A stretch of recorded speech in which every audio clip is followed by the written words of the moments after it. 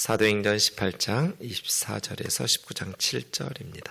알렉산드리아에서 난 아볼로라 하는 유대인이 에베소에 이르니 이 사람은 언변이 좋고 성경에 능통한 자라. 그가 일찍이 주의 도를 배워 열심으로 예수에 관한 것을 자세히 말하며 가르치나 요한의 세례만 알 따름이라. 그가 회당에서 담대히 말하기 시작하거늘 브리스길라와 아굴라가 듣고 데려다가 하나님의 도를 더 정확하게 풀어 이르더라. 아볼로가 아가야로 건너가고자 하므로 형제들이 그를 격려하며 제자들에게 편지를 써 영접하라 하였더니 그가 가매 은혜로 말미암아 믿은 자들에게 많은 유익을 주니 이는 성경으로서 예수는 그리스도라 하고 증언하여 공중 앞에서 힘있게 유대인의 말을 이기미러라. 아볼로가 고린도에 있을 때 바울이 윗지방으로 다녀 에베소에 와서 어떤 제자들을 만나 이르되 너희가 믿을 때 성령을 받았느냐 이르되 아니라 우리는 성령이 계심도 듣지 못하였노라. 바울이 이르되 그러면 너희가 무슨 세례를 받았느냐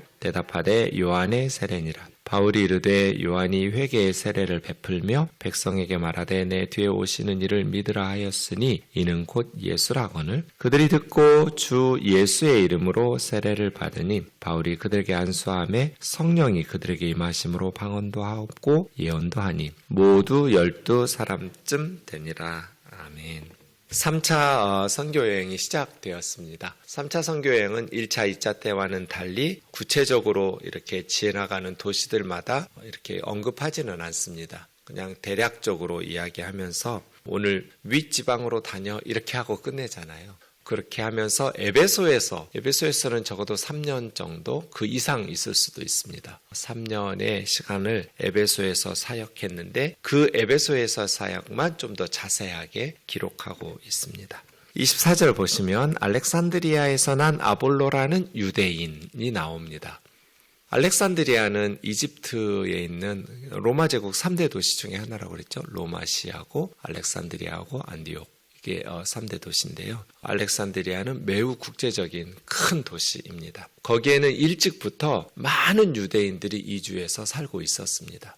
알렉산드리아는 그 헬라의 지식과 학문, 문화가 있는 이방 도시이지만 많은 유대인들이 거주하면서 유대의 문화도 함께 있는 헬라 문화와 유대 문화가 이렇게 동시에 번성한 지역이라고 할 수 있습니다.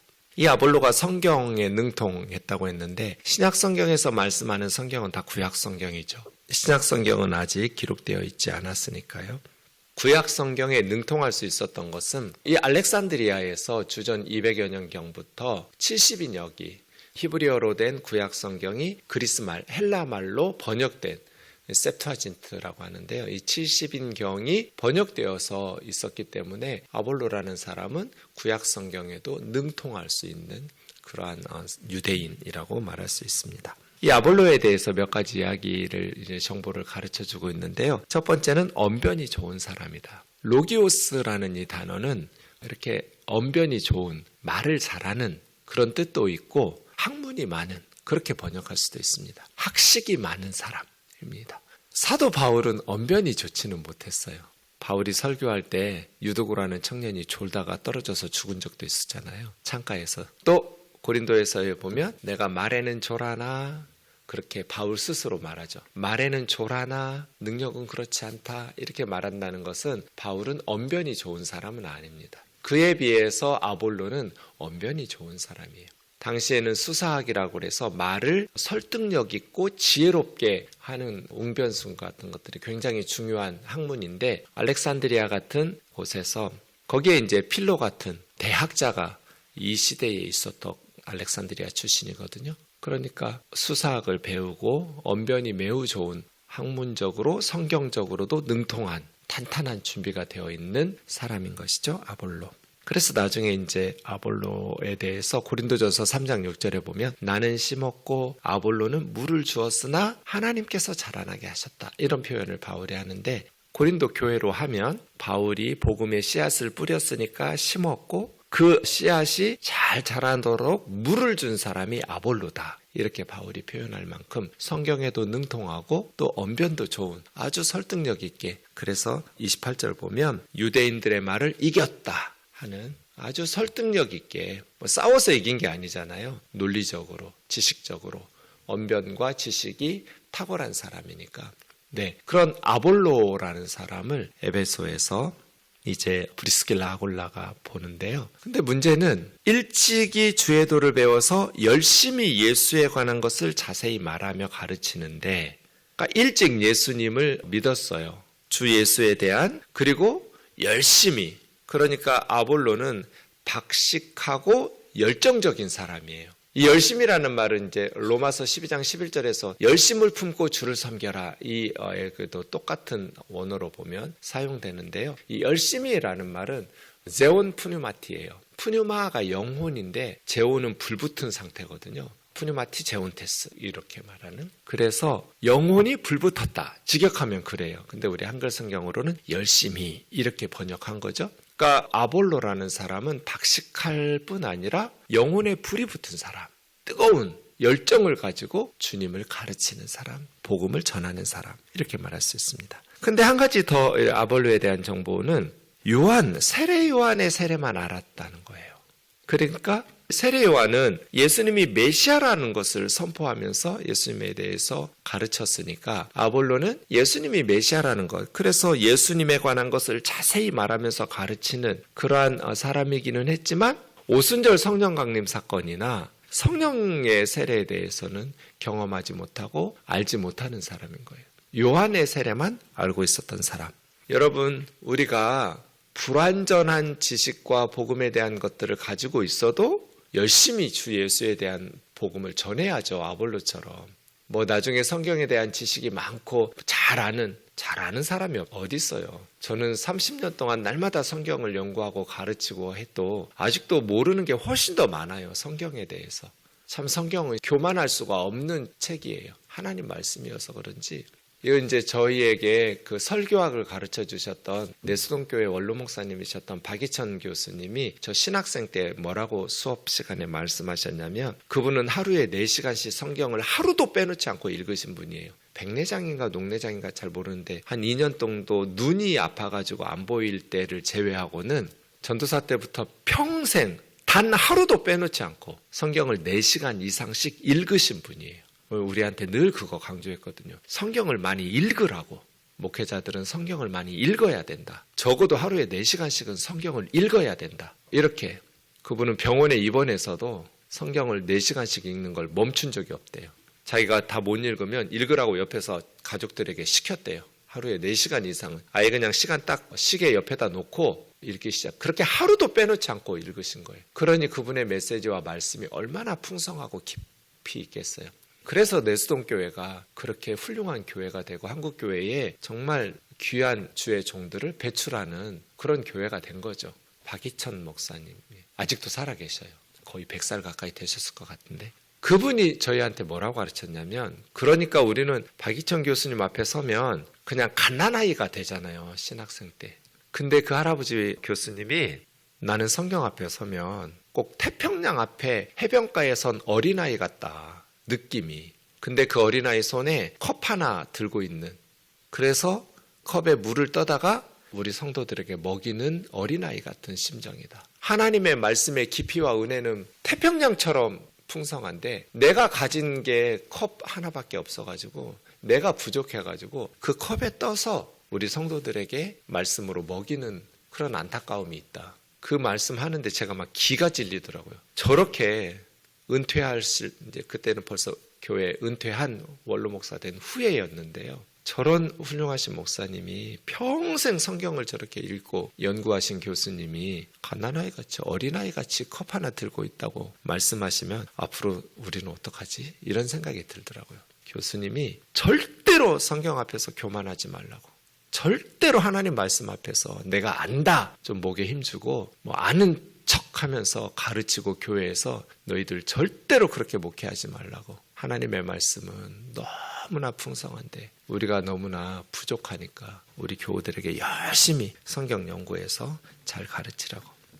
말씀 그렇죠. 하나님의 말씀 앞에서는 교만할 수가 없어요. 계속해서. 그런데 하나님 말씀 앞에서 이 정도면 됐다 하는 사람은 아무도 없을 거예요. 그런데 특별히 이 아볼로에게는 좀 허술한, 아직 불완전한 그의 복음과 교훈에 불완전한 부분이 있었어요. 하지만 아볼로는 열심히 불붙은 영혼으로 주 예수를 가르치고 전하고 선교하고 그랬어요. 그러니까 우리가 완전한 사람 없고 성경적으로 좀 지식이 차야 전도하고 복음 전하고 가르치는 거 아니에요. 주일학교 교사 좀 하라 그러면 저는 아직 성경도 모르고 말씀도 모르고, 맞는데 다 준비돼서 주일학교 교사 되면 누가 교사할 수 있겠어요. 그런 사람 아무도 없어요, 이 세상에. 우리가 다 그냥 열심히 부족하지만 배우면서 또 가르치려니까 교사가 더 많이 배우게 되잖아요. 그러면서 주님 섬기는 일꾼이 되어지는 것이죠. 아볼로 부족했지만 불완전한 복음을 전파했지만 불붙은 영혼으로 복음을 전하고 가르쳤어요. 귀하죠. 그래서 초신자들이 전도를 잘하잖아요. 아는 게 별로 많지 않지만 그냥 예수님이 메시아라는 거, 예수님이 우리 죄를 위해서 십자가에 죽으셨다는 거, 예수님이 하나님의 아들이라는 거, 그거 가지고 막 뜨거운 영혼으로, 오히려 저는 이제 오래 교회 다니신 분들 묵은 닭이라고 표현하는 거 좋아하지는 않지만 어느 면에서는 맞는 것 같아요. 묵은 닭은 계란을 낳지 못해요. 전도를 못해요. 교회는 오래 다녔는데. 다 그런 건 아니죠. 정말 오래 다니면서 전도 잘하시는 분들도 계시지만 대체적으로 그렇다는 뜻이에요. 오히려 새신자들이 예수 믿고, 그러니까 지식이 많은, 성경 지식이 많은 이것보다 중요한 것은 영혼에 불이 붙는 거예요. 구령의 열정으로, 죽어가는 영혼에 대한 안타까움으로 내 영혼에 아볼로처럼 풀이 붙었냐, 내 영혼이 싸늘하게 식어버렸냐. 복음의 열정과 이 구령의 열정이 싸늘하게 식어버린 묵은 닭들은 알을 못 낳아요. 전도 못해요. 하지만 불안하지만, 불완전하지만, 복음에 대해서도 성경 지식에 대해서도 모자란 것이 많지만 아볼로처럼 영혼에 풀이 붙은 사람, 죽어가는 영혼들에 대한 구령의 열정이 있는 사람, 예수님의 복음의 은혜에 대한 뜨거운 첫사랑을 잃지 않은 사람들은 생명을 낳죠. 알을 낳아요. 햇닭처럼. 묵은 닭은 질기기만 하고 영양가도 없고 그래요. 우리는 죽을 때까지 풋풋한 햇닭으로 살아야 돼요. 알을 낳을 수 있는 전도인의 사명을 다하고 구령의 열정이 있고 선교의 열정이 있고 뜨겁게 푸뉴마티 제운테스, 불붙은 영혼으로 주님을 섬기기를 주의 이름으로 축원합니다. 회당에서 이 아볼로의 설교를 들으니 프리스길라 아굴라가 뭔가 불완전하다라는 것을 깨달았어요. 그럼 어떻게 해야 돼요? 설교자가 뭔가 좀 불완전한 것을 깨달았어요. 그러면 공개적으로 무시하고 그냥 이렇게 끝낼 것이 아니라 조용히 데려다가, 프리스길라 아굴라 하는 거 보세요. 데려다가 하나님의 도를 더 정확하게 가르쳐줬어요. 그러니까 조용히 개인적으로 이렇게 사적으로 보충해 준 거죠.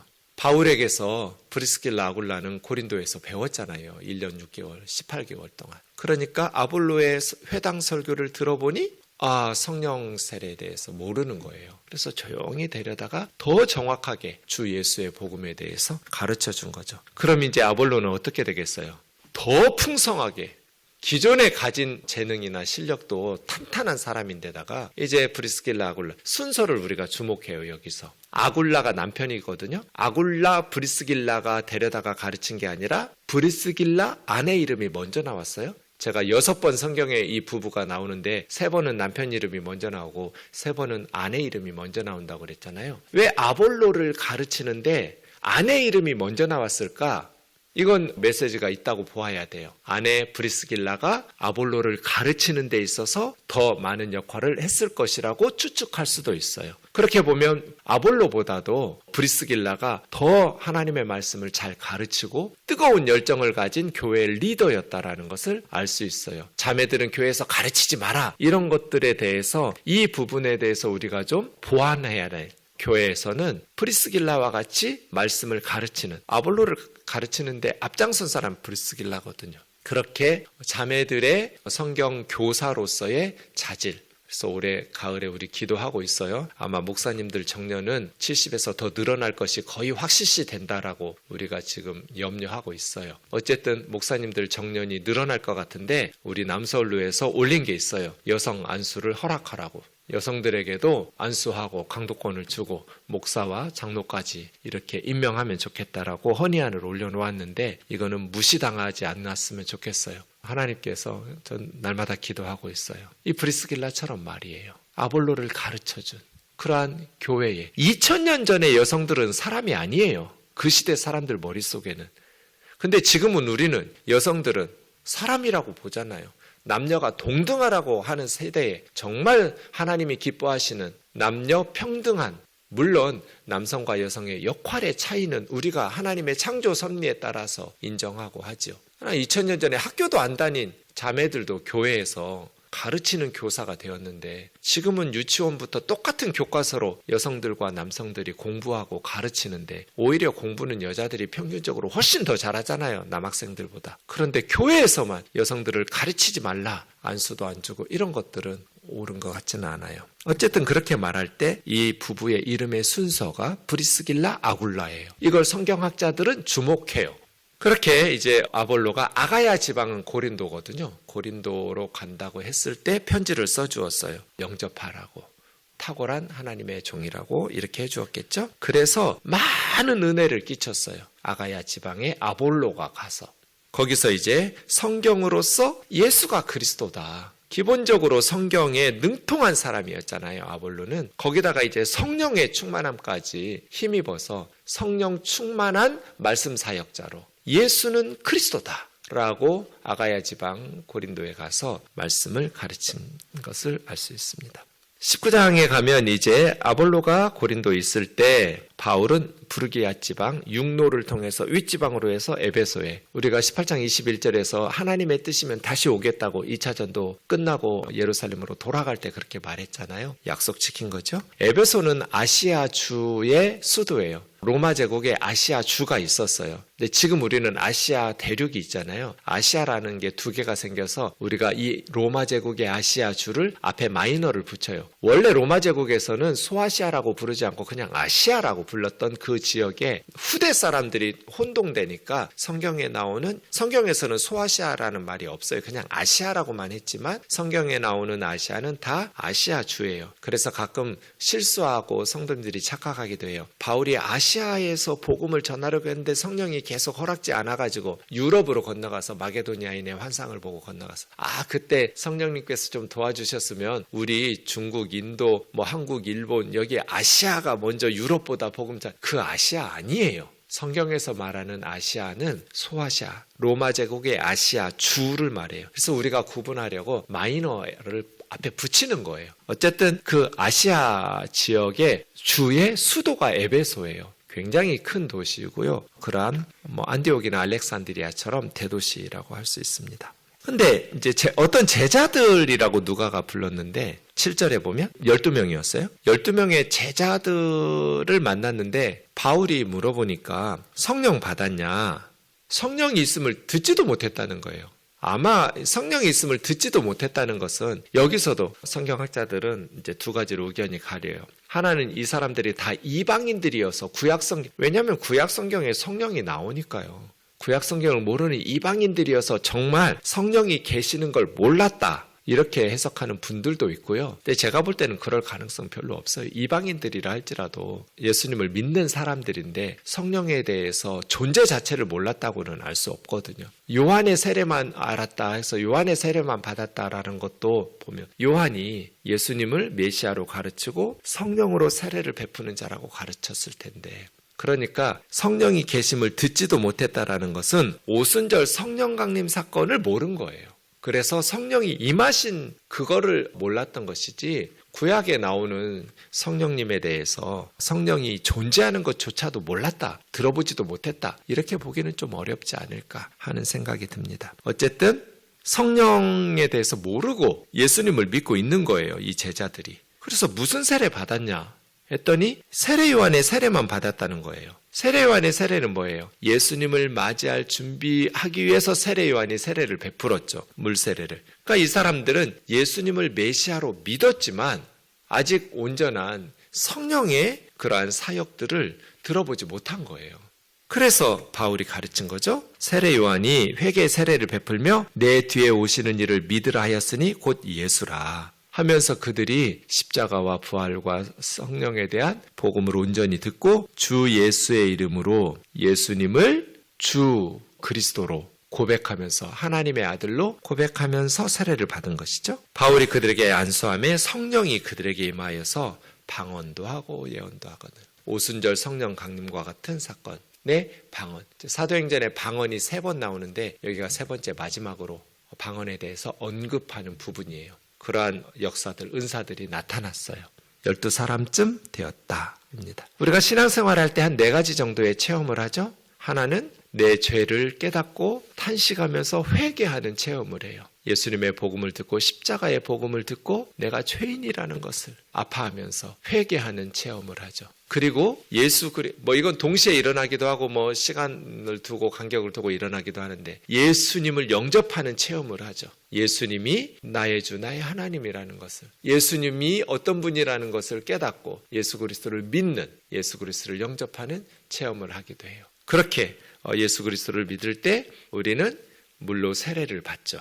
예수님을 영접하면 그런 경험을 해요. 세례를 베풀어요. 그리고 성령의 체험들을 해요. 성령님께서 우리에게 은혜를 베푸시는, 가슴을 뜨겁게 하기도 하고, 물론 회개하는 것도 성령의 은혜가 없이는 불가능하고, 예수님을 믿는 것도 성령의 은혜가 없이는 불가능하고, 물로 세례를 받는 것도 물과 성령으로 세례를 받는 거지 그냥 물로만 세례 받는 건 아무 의미도 없어요. 다 성령님의 도우심과 역사하심 속에서 우리가 체험을 하죠. 이러한 그 이상의 여러 가지 것들도 하지만 보통 보면 이 본문에 나와 있는 것처럼 회개하고 예수 그리스도를 영접하고 세례를 받고 또 성령의 은사들, 또 성령의 역사하심들을 깨우쳐서, 성령이 없이는 우리는 아무것도 할 수 없어요. 성령이 없이는 말씀을 제대로 깨달을 수도 없어요. 성경을 읽을 수는 있어요. 무슨 말씀인지 알 수도 있어요. 이해할 수도 있어요. 근데 우리 그리스도인들에게 성령의 도우심이 없이는 이 하나님의 말씀을 통해서 힘을 얻고 정말 이 말씀이 우리의 영혼의 양식으로 공급되는 그런 체험들을 하기는 어려워요. 그냥 지식적으로 무슨 말인지 알겠어요. 근데 그 말씀이 생명의 말씀으로 내 영혼의 양식이 되고 나를 말씀으로 열매 맺게 하는 데는 반드시 성령의 도우심이 필요하죠. 이 아볼로도 그렇고 또 에베소의 성도들 12명쯤 되는 제자들도 그렇고 성령이 없이 신앙생활하는 것은 열정을 가지고 할 수 있지만 그만큼 더 연약하고 부족하죠. 그래서 우리 우면동 교우들은 늘 성령을 사모하고 성령의 충만을 간구하고 성령의 도우심을 의지하면서 신앙생활 하시기를 주의 이름으로 축원합니다. 기도하겠습니다. 존귀하신 하나님 아버지, 아볼로의 그 열정들, 또 브리스길라 아굴라 부부의 겸손하고도 지혜로운 가르침들, 인격적인 예수님을 닮은 사람들의 모습이 참 아름답습니다. 또 에베소에서의 사도 바울의 사역이 기록되기 시작하고 있습니다. 에베소에서 있었던 그 성령의 역사가, 그 제자들의 변화의 역사가 우리 우면동 교회에게도 임하기를 원하고, 우리가 성령의 충만함을 또 간절히 사모하고 성령님께서 우리에게 이루어 가실 일들을 겸손히 순종함으로 열매 맺는 교회가 될 수 있도록 주여 도와주옵소서. 예수님의 거룩하신 이름으로 기도하옵나이다. 아멘.